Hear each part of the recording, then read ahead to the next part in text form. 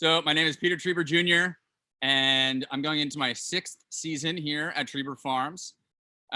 We began everything back in 2014. My dad started this endeavor on his own, and I joined him in 2016. And yeah, I'm going to tell you why. So there's a lot of farms on the North Fork, as you all know. And I'm going to tell you a little bit about why we are a little different and why you should tune in to what we're up to. So we subscribe to a no-till system, which means that we're not really using that much machinery. So the focus on no-till systems is that you aren't disturbing the soil all that much. And the idea behind that is the less you disturb the soil, the less you're disrupting the natural processes of the microorganisms and the organic matter that's in the ground. And ultimately, our main focus is to increase soil health across the board. And so when it's no-till, we do most everything by hand. And that means building beds, like these ones behind me, and all the ones out in the field. Weeding by hand, planting by hand, putting wood chips in the path by hand, spreading, compost by hand. And when you do things by hand, you have, it's at a pace where you can really sort of take notice of everything and begin to further understand the natural processes that are happening on your land, in our space. Yeah, and better understand, how to work with nature and not against it. And this is all sort of in comparison to conventional farming, which you see on the bigger plots of land where, you're tilling up the soil every year. You're using plastic mulches and, sort of heaps of fertilizer and, using cultivating tractors and all the like. All this to say is that everything we do here is all natural. There's no extra stuff. We do buy in some organic fertilizers and we do buy in some compost, but the idea is that we're not bringing in a lot of off-farm inputs. So we keep everything really clean, and there's no sprays, no pesticides, no herbicides, no fungicides, just working like they used to. There's all sorts of buzzwords that they use for farming these days: organic, sustainable, regenerative. And that's all in response. This is less than 100 years old. People started using all these fancy chemicals and sprays, right around World War II. So we're just trying to go back and harken back to the way that farming used to be, which is smaller scale, by hand, and focusing on the natural processes. So all that to be said, what we get is really nutritious, really tasty fruits and vegetables. And that's why we do it. So like I mentioned, we started in 2014. I came in 2016, and we've been serving the public for, this will be our 5th year. The first couple of years, putting in deer fencing and irrigation and all those fun things, building this structure you see that I'm hanging out underneath. And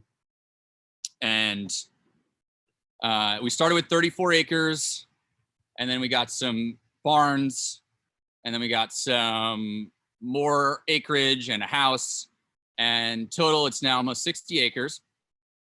And we lease out 42, which is pretty much all the land you can see on the North Road on 48, right across the street from our American flag truck that you see behind Bob. And in May, you might even see some cattle grazing that space on the north side of 48. And we lease that 42 acres to a beef operation called Eggplant Farms. And you can find them online, and you can buy beef from them, all sorts of beef products, steaks and ground meat and whatever else they have, and you can get it delivered directly to your house. But the acreage that I'm in charge of with my team is even further north off the road. And that includes fruit trees, apples, pears, plums, cherries, and some peach trees, excuse me. And those are still pretty young, so we haven't really seen much fruit just yet, but crossing our fingers that we'll have some crops soon enough. And then our most successful crops the last couple of years have been the blackberries and the raspberries, and soon to be some blueberries. And then the most northern bit, all the way back towards Soundview, is our 1 acre vegetable garden. And that's where we have our asparagus, and then we plant our garlic, and then you have all your standards, which are now being potted up and started in here. You can see, oh, no, wait, back over that way. Tomatoes, peppers, husk cherries, kale, cabbage, scallions, onions. Yeah, all your favorite tasty treats. And then what's in the ground right now is carrots, the last of the carrots that we planted last fall. Back this way is beets. And then right behind me is the rainbow chard. So yeah, we grow fruits and vegetables, and I like to think that they're some of the most sort of sustainably, naturally grown ones on all of the North Fork. And I challenge you all to join us in purchasing some this year and find out for yourself. Let's see here. So that's the history of the farm. And over the last couple of years, my background is in the arts. So I came from, I was living and working in Brooklyn, New York City, for an artist and a commercial film director, and I focused mostly on production side of things. So I was learning and apprenticing in the world of carpentry. And so when I came out here and I had so much more space to enjoy, I have my own wood shop on the farm now. Whereas in the city, I had a 6 foot by 8 foot studio. So I could hardly even cut a piece of plywood in there.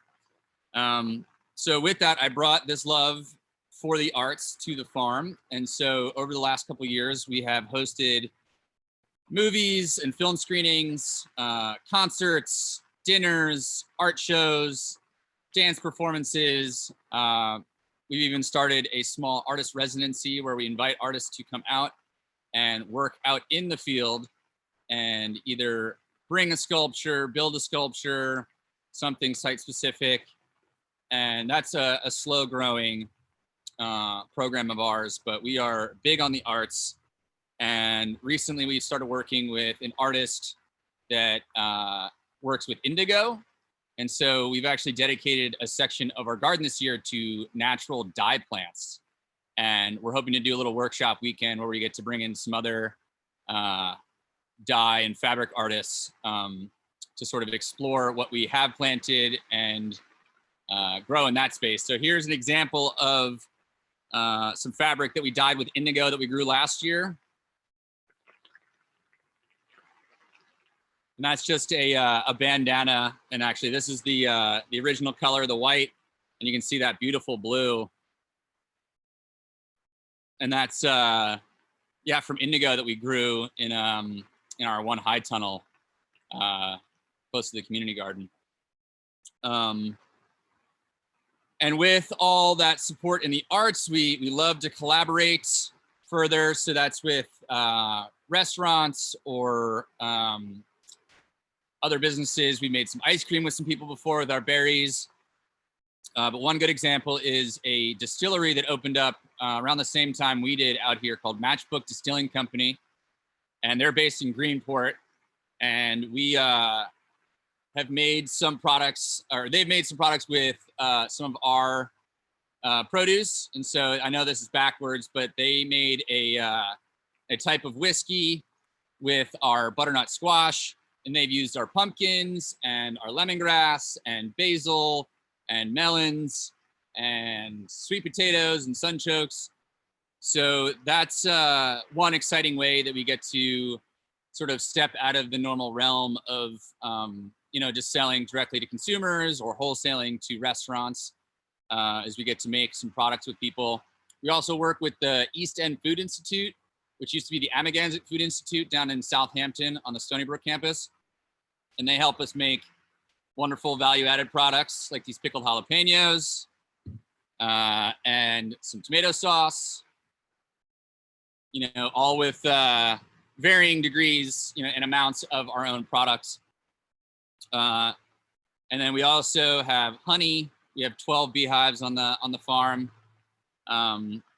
which is great. One, because we love the honey that they provide us, but it's mutually beneficial. We plant a lot of things specifically for the bees, whether it be a cover crop of buckwheat or all the sort of myriad flowers that we grow, and even letting things go to flower on the farm. So I think these are the reasons to be involved. We look after the land that we're on, and we're setting a good example as far as what's possible in the realm of good, clean farming.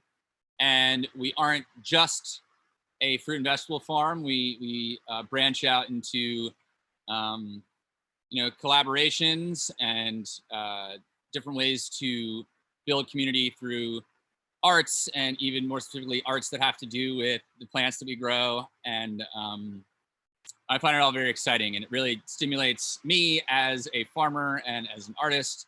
And I know it's brought a lot of different people to our farm, which I'm hoping this year, with all the vaccinations and everything, we'll get to have a few more events and even tours. We really encourage folks to reach out to us if they're interested in volunteering, or if they're interested in just having a tour of the farm. I give all the tours. I love giving tours. It really energizes me. So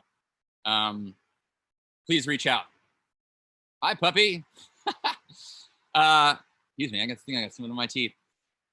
So these are the reasons why I would like you all to participate, and how you can participate is the most important part. And this year we started our first CSA. So for those of you that don't know, Community Supported Agriculture is what CSA stands for. And you've probably seen it at other farms out here or beyond, but this is the first year we're doing it here on Treiber Farms. And two reasons why CSAs are great is, one, it builds community. People get to come to the farm and pick up their shares on Friday or Saturday, and you get to taste everything that's happening as the season progresses. And two, it's a shared sort of risk that you're paying for a share of vegetables that traditionally runs 20 weeks, and ours starts in June and ends in October. And that injection of money that us farmers get up front really helps with the cost of the beginning of the season, where not much is happening. We're doing all this work seeding and growing and getting things going. So I've been a big fan of CSAs on other people's farms, but we decided this year that it would be a great step for us to do. We have 15 members so far, and I'm hoping that after this, whether it's some of you that I'm speaking to or anyone that you think might be interested, we're trying to fill another 10 spaces by the time we start in June. So that's all available on our website. We also have our online store, which is updated every week, and we have fresh stuff and the value-added stuff, tomato sauces and pickles and the honey. And if you get an order in by Thursday night, you can pick up on Friday or Saturday.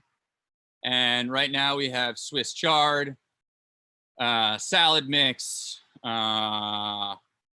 carrots, beets, and a few other things that are slipping my mind. But yeah, the tomato sauce, pickles.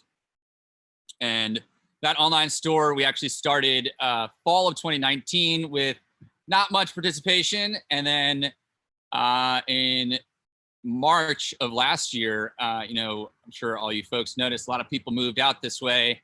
So we we actually had our season start super early because I had things growing in the greenhouse and things in the freezer and things in the pantry, and we had a great jump on 2020 in March, April, selling our stuff directly to consumers. So we got the CSA, we got the online store, and then we have, starting in mid-May, we will have the farm stand open, which is right on the North Road, next to the flag truck that is right behind Bob. And that last year was open Friday, Saturday, and Sunday. We will have a question and answer at the end of the session. Thank you. No problem. So yeah, we have the CSA, we have the online store, we have the farm stand, and then there's I can't definitively say which restaurants we'll be working with this year, but currently we're working with the North Fork Table and Inn. If you're looking for a fancy dinner out, we work with 1943 Pizza, Barron's Cove down in Sag Harbor. Who else? Yeah, those are the couple that we've been working with recently. Sometimes the Halyard, sometimes American Beach, sometimes Sterling Sake. So that is how you can participate with us here at Treiber Farms, and we hope to have you this year. I really hope we can fill up those last 10 CSA spots in the next couple of weeks, months. And if you want to stay up to date on everything we're up to, we do have a newsletter that goes out usually every Wednesday or Thursday during the season. And you can find that online, or you can reach out to us directly and we'll figure it out. And then we are also on Facebook, and we're also on Instagram for all those that are on social media. And yeah, really my dream when I moved out here was to, put some roots down, pun intended, and participate in this community that I only really knew in the summers. My grandparents moved out here in the 80s. Parents got a place in Orient in the 90s. And my dream was to feed my neighbors. And it's been a little more difficult than I thought, reaching consumers that live around here, because there are a lot of farms and farm stands, but we've been slowly building our community, and I hope to take it to the next level this year and have some folks sign up and stop by and ask me to have a tour of the place. So we want to be here and serve those that are here year round or during the summer, whatever it may be. But I think that's what I got to say. I'm checking my notes here, and I'm just really grateful to have the opportunity to speak to you all, and I hope that we can all catch up at some point. And we did participate in the foodie tour 2 years in a row, and we certainly would have done it last year, and I hope we do get to do something in person this year. So if you don't come by before September, hopefully see you in September. And I think we will open it up now to some questions, and I hope I have the answers. May I begin? Please. Okay. Peter, that was terrific. Thank you. I'm curious about the CSA. On any given week, can you give us an idea of what the box might look like? Yeah, here, let me, I'm going to pull up an example so I can sort of read it out to you. And what I will say is that I know in past people, obviously not with us, but on participating in other CSAs, they're worried, I'm getting a box of produce at the end of every week. What if I don't finish it? It might be a lot. There might be only 1 or 2 people in your household. I've had more than one group sign up together, or one person will pay, but they split the cost. And it's a fantastic way to commune with your neighbors, to share a box of produce every week. So let me see here.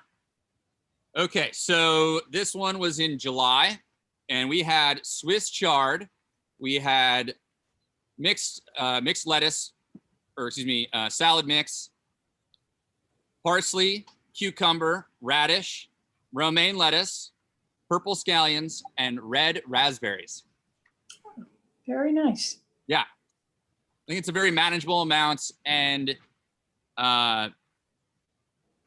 yeah, it's fun for us to put it together, you know, to be creative every week in coming up with, you know, what is exciting for us and what we think will provide a nice balanced mix of things. And, you know, that is what our crop plan is based around, is providing that variety for each part of the season, whether it's, June, early June, or like, the middle of the summer when it's super hot. And also towards, September when you start getting the pumpkins and the squashes and things like that. Thank you. How much is it? It's $460 for 20 weeks, and the breakdown is $23 a week.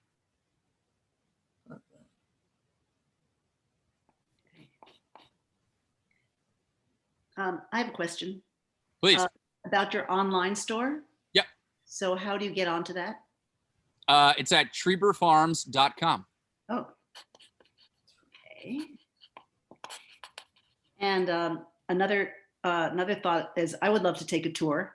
Great. And I can imagine that several of us would get together if we picked a day. Oh, that'd be great. You tell us when, and because I'd love to see it as you would show it to us. All the different areas that you mentioned. I would never see it on my own. I'd like to see it with you.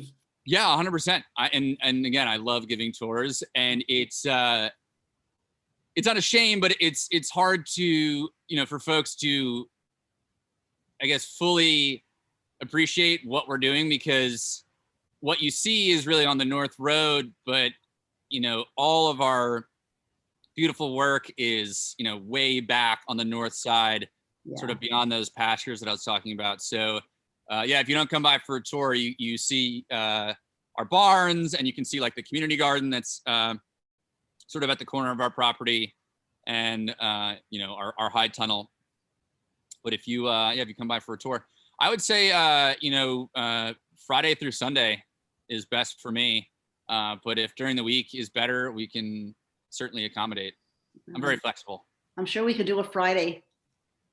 That'd be great. Yeah, so you can send an email to treiberfarms@gmail.com. Okay. And we can get it on the books. I can vouch for Peter's tours because I took it 2 years ago when I was docenting during the foodie tour. So he gives wonderful tours. And Thank you. yes. Well, I have a question. So Peter, I think I noticed something on the website that talked about meat or beef, or do you still do that, or did I? Yeah, that's the Acabonic Farms, Okay. and they're the ones that lease the sort of lion's share, the majority of our land that you see on the North Road on 48, and they have their own website, and it's I can get the spelling for you. It's ACABONAC,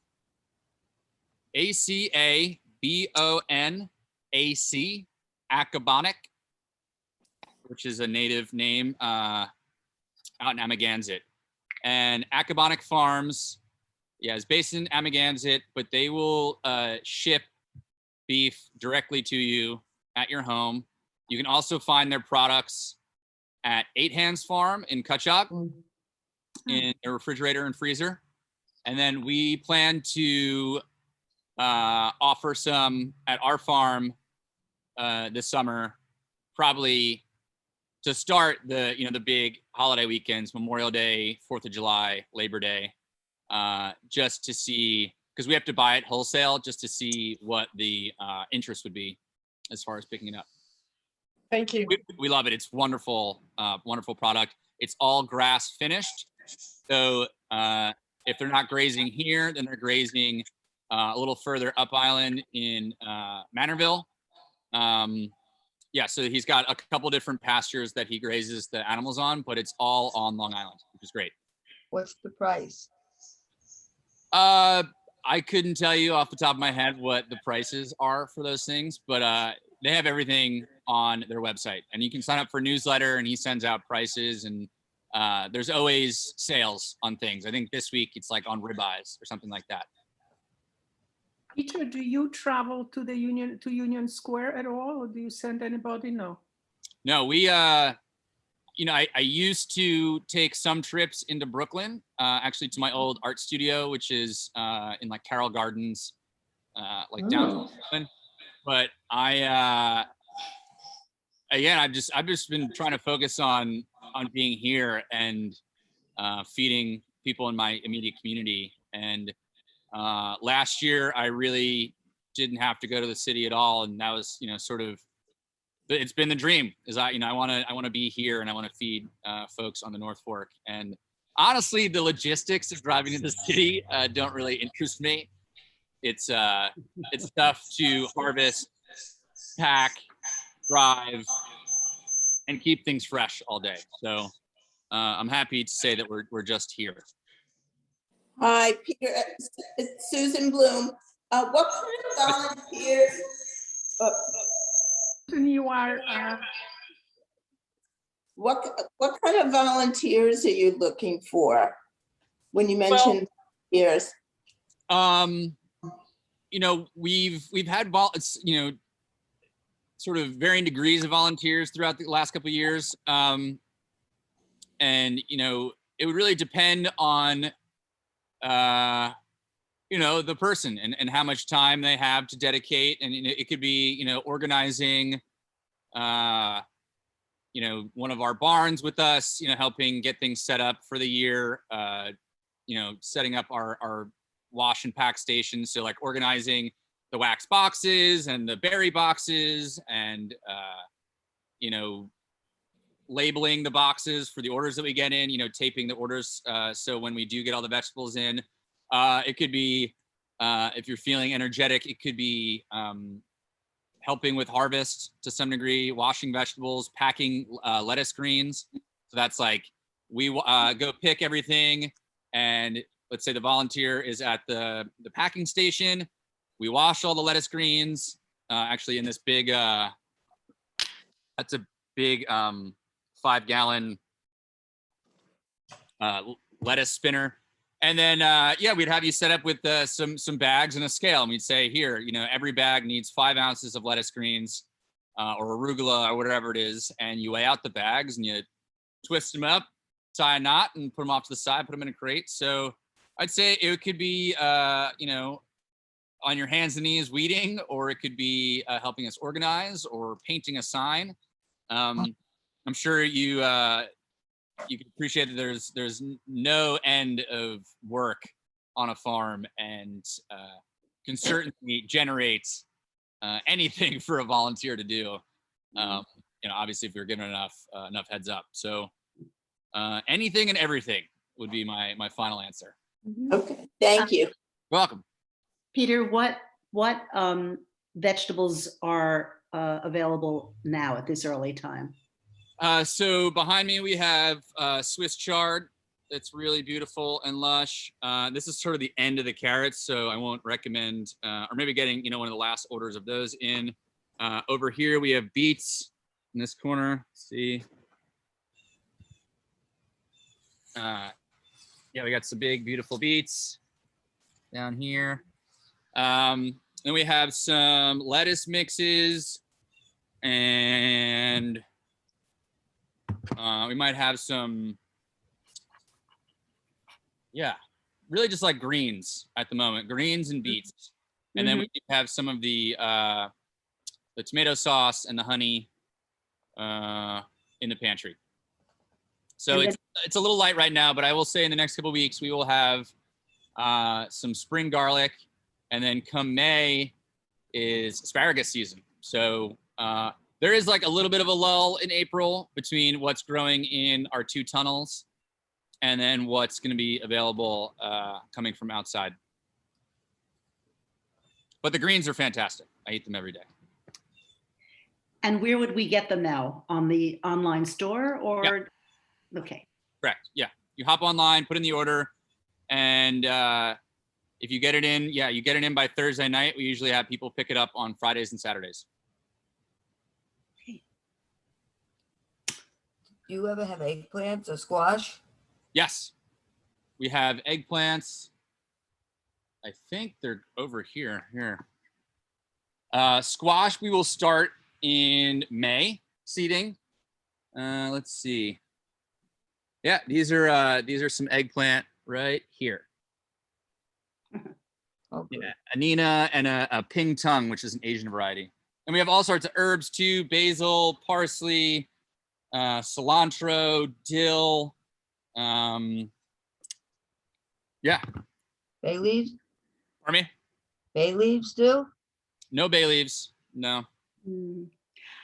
Peter, will you sell your herbs in pots that are, ready to use in a pot, or there'll be the little plastic things that you have to put into your own pots? We will have fresh herbs for sale in bunches. Yeah. And then we will have plant starts this spring. So if you did want to grab some things to plant in your own garden, Yeah. to have throughout the season, we will have those. Yes. So I would say I'd count on that in May. So you did say there's no preservatives in the tomato sauce, or is there anything that citric acid or anything? No, sir. Nothing. Good, good, good.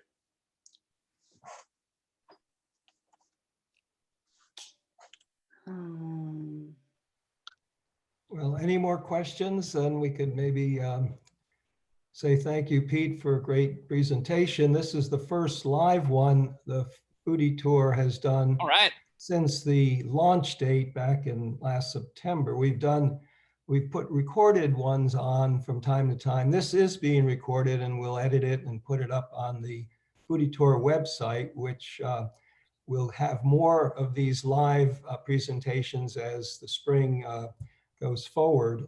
And hopefully we'll have some kind of a live foodie tour, but we'll certainly have a good platform for virtual tours as well. So there's always a chance to go back to the website, look at all the content there, and there's a chance to donate money to keep the foodie tour alive. So Great. Check it out from time to time, everybody. Peter, And- can you clarify, where do you pick up from? So you pick up from our barns right on the North Road. So where that flag truck is, Yep. and I don't know if you ever noticed the big ornate. Yes, Singapore? absolutely. It's, Every day. Yeah, yeah, it's Right right. inside there. Okay, and you said it's better to order online and then come on the weekend? Yeah. So when you order online, you put the order in by Thursday night, and you can pick up Friday or Saturday. Okay, and what about that cool hat? Oh, this is just one example or a sample that I had made, and it was kind of late in the year, but we will have some. I do all my own printing of tote bags, so I screen print them, but we will have T-shirts and hats this spring as well, just like this. What is your website? TreiberFarms.com. So that's TREIB as in boy ER. FARMS.com. Okay. And one last thing is that this year we are, another thing I'm really excited about is flowers. We have lots and lots of cut flowers. Okay. Great. So, yeah, if you sign up for the CSA, we're going to let our members pick their own bouquets, or we could also, you could also buy from us, but they'll all be actually out on the North Road, right by that old barn. Nice. Where you'll be to pick up. We're gonna have a ton of flowers. It's gonna be beautiful and colorful, and I'm really excited about that. Yeah, that's What great. is your phone number? 516 425 516 425 425 1458. 48. Okay, thank you. Welcome. Well, thank you so much. This was really lovely, and I'm glad I got to do it in the greenhouse. Thanks And again, Pete. We might have Thank to. you so much, Peter. We might have to borrow that bucket if we do another live foodie tour. Yeah. For you, Steve, we got that. Okay, thank you. We'll get a little group together for that tour. I'm looking. Yes. That's right. I want to do that tour too. Yeah, send me an email. We'll pray for some really nice weather, and we'll make it happen. And then you can tell all your friends. Thank you very much. Thank Thank you. Great. All Bye, right, Pete. thank you. Bye, Peter. Take care. Steve will. Thanks, Bob and Amy, so Okay. much. You're welcome. Okay. Yeah, thanks for setting this up. This was great. All right. Stay dry Okay. out there. Signing off. Thank you, everybody.